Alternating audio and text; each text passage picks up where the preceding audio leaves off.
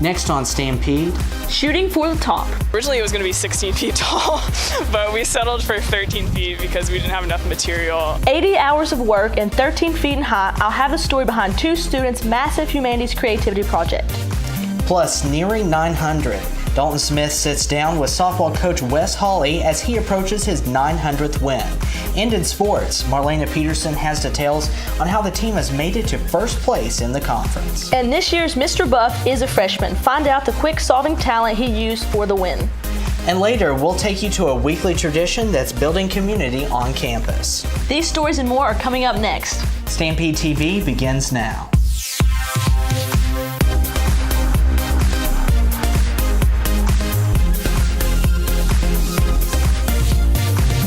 It took nearly 80 hours of work, but two freshmen have completed their massive humanities project.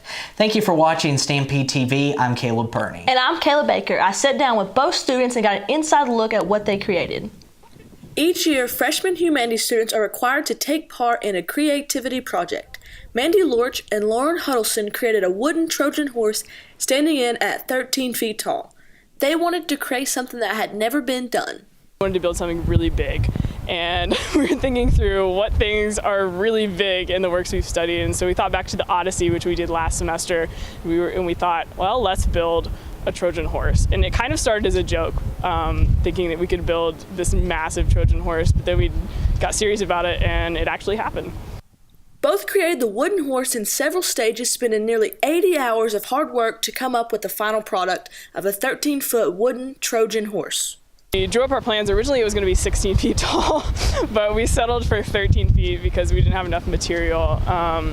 And we collected a bunch of pallets from Lowe's and from just a bunch of other places that would let us have their pallets for free, took them apart, and built this frame out of scraps that we had. Freshman humanities student Lauren Huddleston says the project exceeded her expectations. It's bigger than I expected it to be. Mandy's a little more ambitious than I am, so I was expecting it to be a lot smaller, but it turned out pretty large. The horse is quite unique and even includes a special feature that allows you to climb inside. The project has been a major hit on campus, drawing in students and staff who all want to take a picture of the massive 13-foot wooden Trojan horse. Mandy and Lauren request that you use the hashtag TrojanHorse2018 when posting photos on social media. Both students were very pleased with the outcome and said the time was well worth it in the end. The best part about constructing the horse was seeing it all come together. So we spent a couple of weeks on it, and so at first it kind of just looked like a bunch of pieces of wood, but as we got towards the end, it started to actually look like a horse, and that was really exciting. This has been Kayla Baker reporting for Stampede TV. If you hadn't had a chance to check out the horse yet, it's not too late. It will remain up over the weekend. And results are now in for this year's student government elections. Several of the highest executive positions were uncontested, with a few having two students to choose from. We have all the results rotating at the bottom of your screen. Student government hosted a series of events last week leading up to that big party. Monday night featured bingo and donuts. Tuesday was a dodgeball tournament.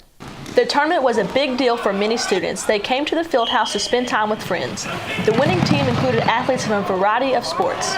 I'm never going to pass up an opportunity to play dodgeball. Last night I was having donuts with Bo at the Heart donut thing they did. Yeah, I'm really glad they're involved with campus and they put on stuff like this every now and then. Spirit Week events continued Friday night with the Mr. Buff competition. This year's winners solved a Rubik's Cube in just a few minutes while telling jokes. Stampede TV's Noah Parker has more. I've been given a letter. In the Mr. Buff competition, students take part in a battle of style, grace, and skills to claim the esteemed title. This year's contestants were Nick Baylor, Corey Olick, Matthew Hagan, Luis De La Torre, Jared Timmons, and John Will Hutchison. Mary Jackson, Heather Vaccaro, and Crystal Dove served as this year's judges. I had so much fun tonight. All the talents were really, really good. The guys did great. The escorts were great. MCs were hilarious. Overall, a really, really fun time. The contestants participated by showing their talents and answering live questions. They performed music, tricks, yoga, and one even conducted a seminar about a semester-long prank. He's all alone. Like, don't steal stuff. I think that lost me some points of saying that, yes, I took this item and I'm not giving it back. But, you know, it's all about fun. So if you have something fun, do it. While the judges deliberated, hosts Joe Little and Gibson Mills participated in a duel of jokes. Afterwards, last year's winner Bradley Harvey awarded the Mr. Buff crown to 2018's champion John Will. The runner-up was Corey.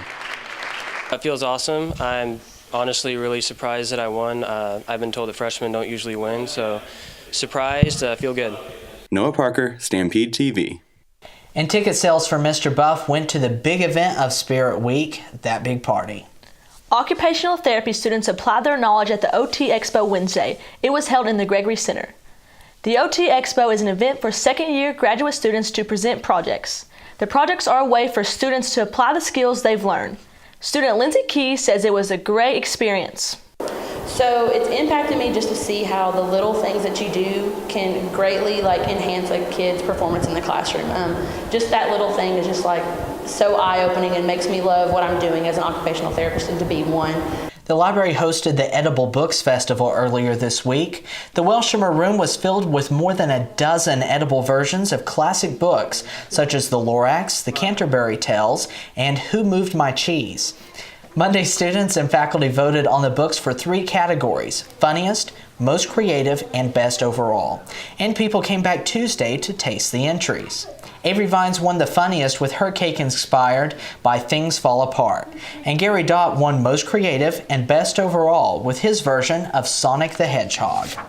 We started this because one of my coworkers had done it at another place, and then she thought this would be a great idea for Milligan, that we would be the perfect place to do it. And so we started it, and it has just continued to develop and grow, and it's been a really fun activity. The Fine Arts Department is hosting its 23rd annual Rita Art Show this weekend. The show allows graphic design, photography, and digital media students to submit their work to be judged. This year's judge is Lisa Flannery, a photography professor from Carson Newman University. Rita Art Show is really our end of the academic year honors show. Students in fine art and photography and graphic design classes and digital media classes can enter their work that they have done in the fall semester and the spring semester, and they can enter in up to 3 pieces total. And we bring a juror from off campus. The show is set for Sunday from 2 until 4 in the Derthick Art Gallery. The Festival of One-Act Plays is coming up this week. Theater students serve as the directors and choose students to form their cast. Anyone on campus can audition for the plays. There are 2 set for each night. They'll be performed Monday through Wednesday night at 6 o'clock in the Gregory Center. And the Short Film Festival is just around the corner. It's Friday at 6 in the Gregory Center. The show features short films created and submitted by students. In the past, films have spanned all genres and styles, from abstract thrillers to silent comedies. The event is free and open to the public. The end-of-year party has been rescheduled. It was previously set for next weekend, but Campus Activities Director Jason Ong says it has been moved to finals week. The new date is Tuesday, May the 1st at 7:30 p.m. And coming up after the break, we'll sit down with softball coach Wes Holley to talk about his upcoming 900th win. And later, we'll take you inside a tradition that's bringing students together. Stay tuned. There's more Stampede after this. The 31st Annual Festival of One-Act Plays is coming up April 23rd through the 25th at 6 p.m. in the Gregory Center. It features plays from Milligan students. A shooting on campus. It's something we hope will never happen, but it seems to be happening more and more often. We asked questions and discovered what you should do if it ever occurs here. You could have 22 city officers in that vicinity within 10 minutes. Now guidelines are posted in every building. It's potentially life-saving information because we're in this together. We're Stampede TV, Milligan student-operated news source. Today I am here with Coach Wes Holley, for the head coach of Milligan's softball team, and he will be talking with us today about the fact that he is approaching his 900th win as the head coach here. Now, Coach Wes Holley, you have done such a phenomenal job here as the Milligan's head coach. What is your feeling towards the continual success you've had here? Well, first of all, I have to thank God. He's kept me in good health this being the 30th year at Milligan, longevity this day and time in a college is, that amount of time is really unheard of. So I've been very blessed. I really appreciate the fact that Milligan has confidence in me to lead their program, so we try to have a competitive program year in, year out, bring in top student athletes who are a good fit for Milligan. So we're very thankful for the success we've had, but it all goes back to the players I've had. I've had a lot of great players come through the program. So the success of the program all goes back to them, so we give the credit to all the players who've played for me. Okay, you talk about the players you had, and just to go off of that, how is it important to have such a strong relationship with the players you've had for the past 30 seasons, and how is that important towards your success? Well, I think first of all, as a coach, it's paramount that you have a great relationship with your players. A coach can be one of the most influential persons in a person's life. So you spend a lot of time with them, so that relationship that you build with them over their years here at Milligan and the way you work with them, then that comes back and rewards as success for your program. So we're very thankful that we've had a good relationship with our players that we've been here, and hopefully in some small way we've influenced them in life, because athletics can teach you life lessons. Now, currently you are just 26 wins shy of 900 wins for your career, and that's so incredible and so impressive. But for now, you will be on pace for next season as a head coach. And how much do you look forward to that? Well, I look forward to that in the fact that it gives you a lot of satisfaction from putting in your work and everything. But there again, the recruits we bring in is going to be the success for our program. So I'm sort of looking forward to it, but as we say, the wins are okay. But there again, the memories, the relationship that you build with your players over the years, that is, to me, is the real reward of coaching. The wins are nice, but the memories and relationships to me are a lot better. That's incredible to hear, and I'm sure your players really respect you for giving so much dedication and time for them. You have a great relationship with your staff. Actually, your son is your assistant coach, and that's so incredible that you were able to come together and to do this and have such a successful program. But how has that affected the way that you coach? Well, he's been with me now starting his 4th year. Very gratifying to have him back. He is very fundamentally sound. He's coached at all the levels. He's a Milligan alum. So he went away and coached at D2 and then D1 for 7 years. So then, we're getting close to maybe me thinking about retirement at some point in time. So he's a local. His wife is local. So he wanted to work his way back home, and he has a passion for Milligan just like I do, So he wanted to come back, so it has worked out really well, and he's been a great help to me. He can do basically anything I can do, so I don't have to worry about what's going on at practice. We hope practice is going to be efficient from both sides, so he can basically do anything we can do, and the girls have a great respect for him, so it's worked out really well, so I'm really proud that he's back working with me. As a matter of fact, I think there's only 2 father-son coaches at all divisions. So, I'm very happy about that as well. So we can speak to that at some point in time. That's awesome that you're able to do that. And I'm sure your son appreciates the fact that he's able to coach under you.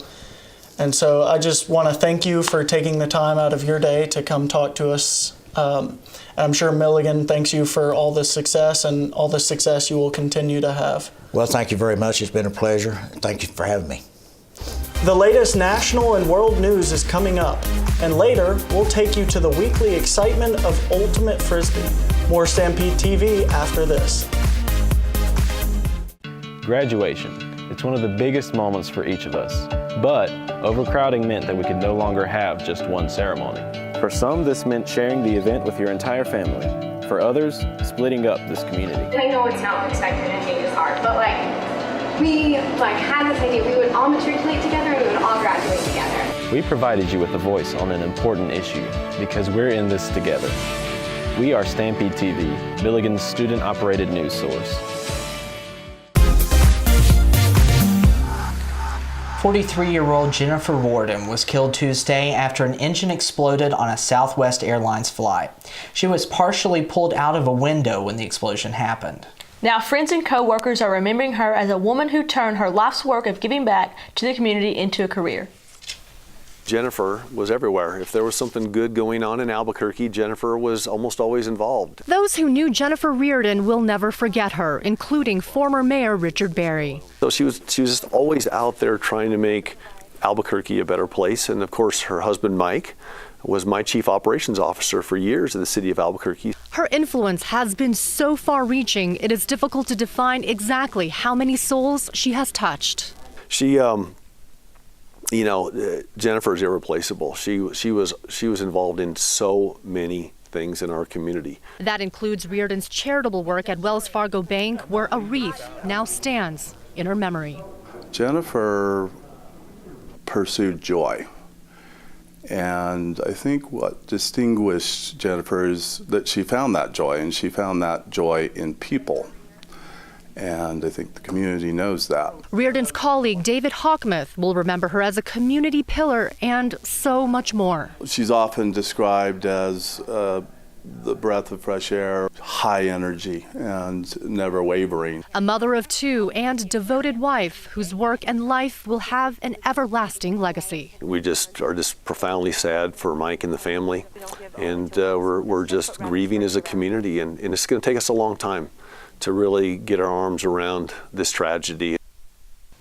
President Trump confirmed Thursday that CIA Director Mike Pompeo made a secret trip to North Korea. That was to lay the groundwork for talks between Kim Jong-un and President Trump. But Pompeo has not yet been confirmed as Secretary of State. He just left North Korea, had a great meeting with Kim Jong-un, and got along with him really well, really great. President Trump confirming reports CIA Director Mike Pompeo met with Kim Jong-un in North Korea over Easter weekend.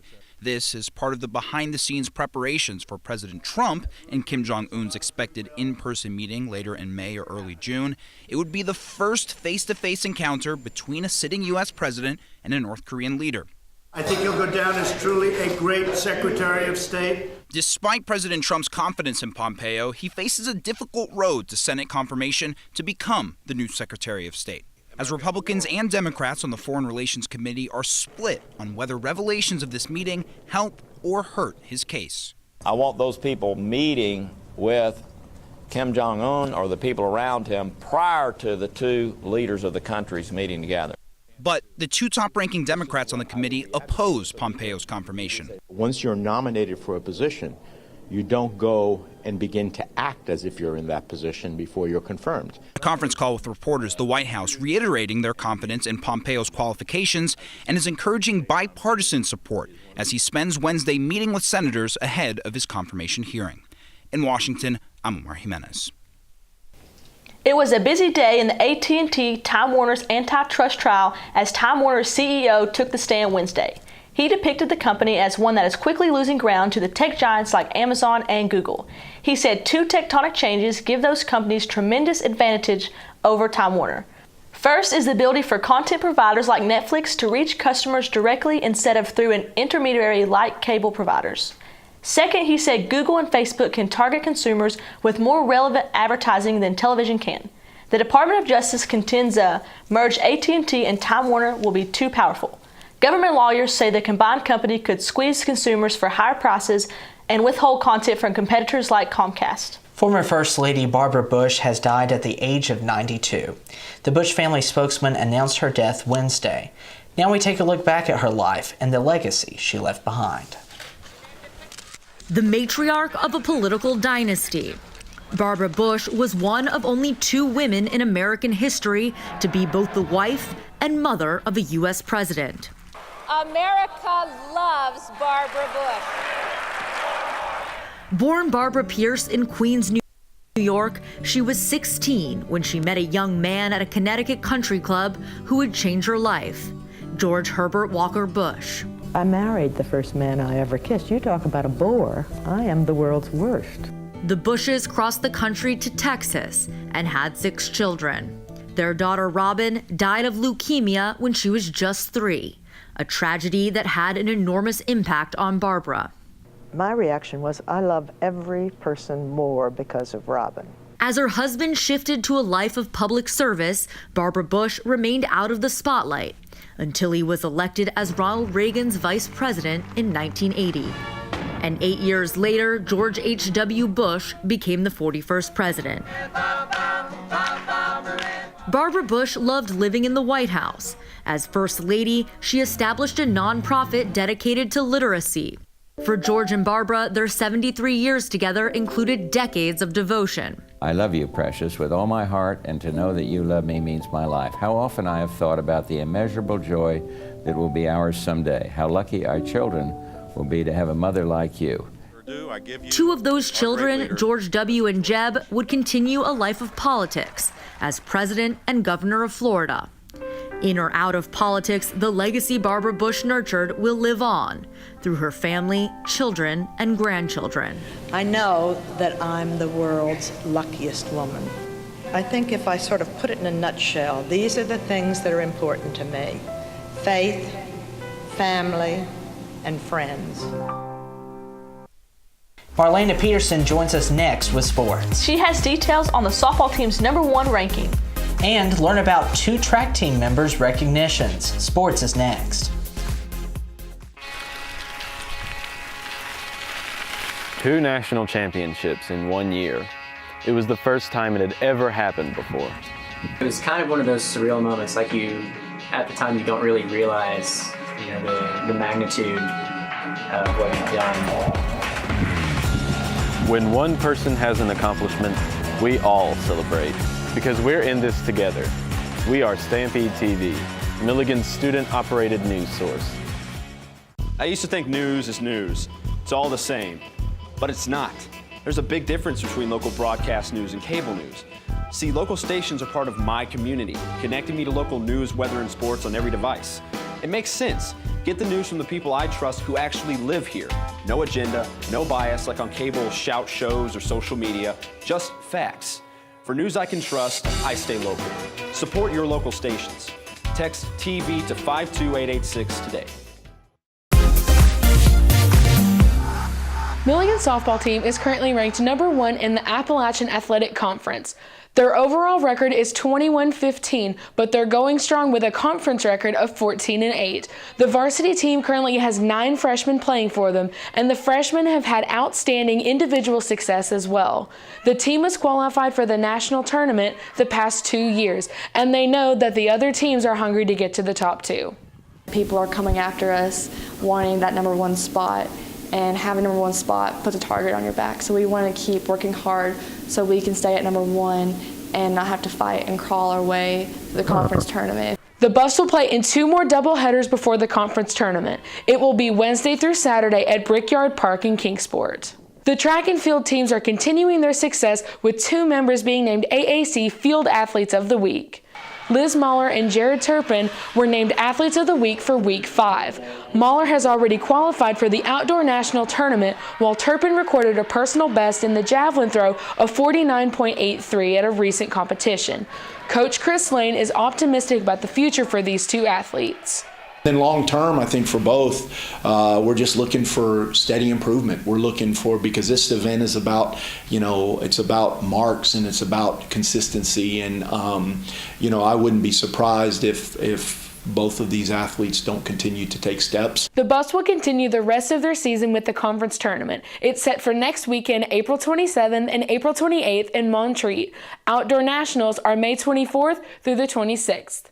Now here are other scores from this week.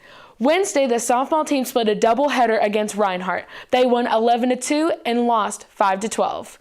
Over the weekend, the baseball team won over Point University 11-0. The tennis teams both lost matches to Tennessee Wesleyan last week, 0-9 and 3-6. And the men's team won over UVA Wise Saturday, 6-3. And that's what's going on in sports. Thanks, Marlena. After the break, David Depler takes us to a weekly tradition that's building community among students. More Stampede after this. Hammocks. They're one of our favorite pastimes. student leaders promise new mounts behind dorms to make things even easier. It's going to allow for hopefully 14 hammocks. But when a year passed with no mounts, we asked why. The hammock mounts that had not been installed a year after the plan was announced. Those interview requests were declined. The very next morning, those mounts were installed. We stuck with the story until the very end, because we are in this together. We are Stampede TV, Milligan's student-operated news source.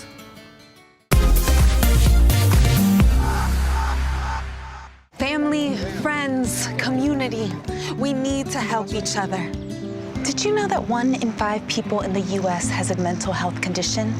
Our friends and family may be suffering emotionally and not know how to ask for help.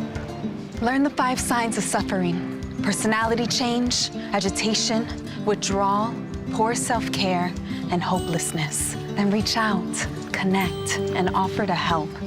Visit changedirection.org. You are watching Kayla Baker and Caleb Perhne, Marlena Peterson with sports, and the rest of the Stampede TV team. It's a long-standing tradition among students, Ultimate Frisbee. As David Depler has learned, it isn't just a game. Friendships are being formed and strengthened. Ultimate Frisbee Club, more commonly referred to as Frisbee Friday, is a student-led club devoted to playing Frisbee and creating fellowship on Milligan's campus. So Frisbee Club, Frisbee Friday has been a thing for, I'd say, a little over 5 or 6 years now. Started way before I got here. But Mike and Akwe and I serve as the co-presidents, which means that we just make sure things run smoothly. We're always out here every Friday, rain, snow, sleet, or shine. The club originated as a student-led idea to develop a place for both the students and the faculty to have fun together and create stronger relationships around recreational activity. It is a club meant for fellowship and fun, and because of that, involvement has only grown. It doesn't matter who you are, how old you are. We got JP Abner out here, Tony Jones, these super archaic old dudes out here throwing Frisbees. Doesn't matter if you go here, if you don't go here. Everyone's a part of Milligan Ultimate. But ultimately, it comes down to the culture and the environment of encouragement that has given the club such enormous success. I love watching people come out here for the first time at the beginning of the semester, like a lot of these freshmen, and then just watching them develop. Case in point, Sean Allen. God, I love that kid. He came out here last semester, freshman, and I've just seen him develop so much into a really good player.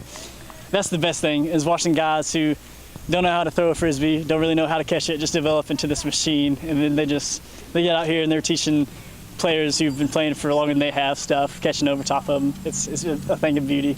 Ultimate Frisbee Club also serves as a great way for new students to grow relationally as well as in their skill.